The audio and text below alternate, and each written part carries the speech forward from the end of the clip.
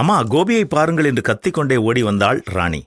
தம்பி தண்ணீர் குட்டைக்குள் விழுந்து அவன் சட்டையெல்லாம் நனைந்து விட்டது, சகதியோடு வீட்டிற்கு வந்து கொண்டிருக்கிறான் என்றாள் அவள்.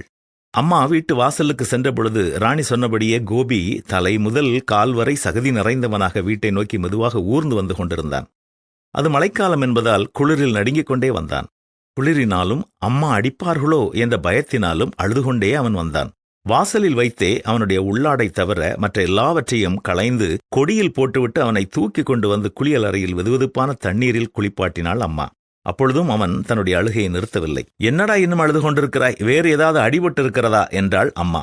அதற்கு அவன், அம்மா, என்னை நீங்கள் இப்படி பார்ப்பது என் மேல் உங்களுக்கு கோபமில்லையா என்றான் அவன். இல்லை, நீ வீட்டிற்கு திரும்பி வந்ததை குறித்து எனக்கு ரொம்ப சந்தோஷம் என்று கூறினாள் அம்மா.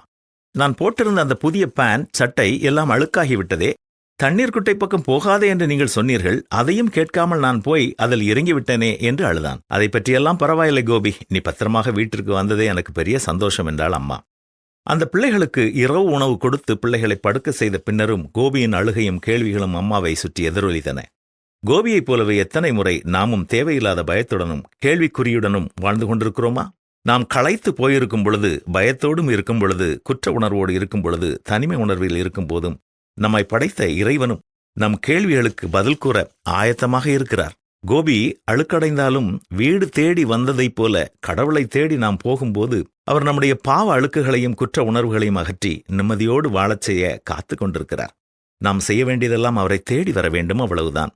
வருத்தப்பட்டு பாரம் சுமக்கிறவர்களை நீங்கள் எல்லோரும் என்னிடத்தில் வாருங்கள், நான் உங்களுக்கு இளைப்பாறுதல் தருவேன் என்றுதான் இயேசுவும் அழைக்கிறார். இன்றே அவர் அண்டை வருவோமா?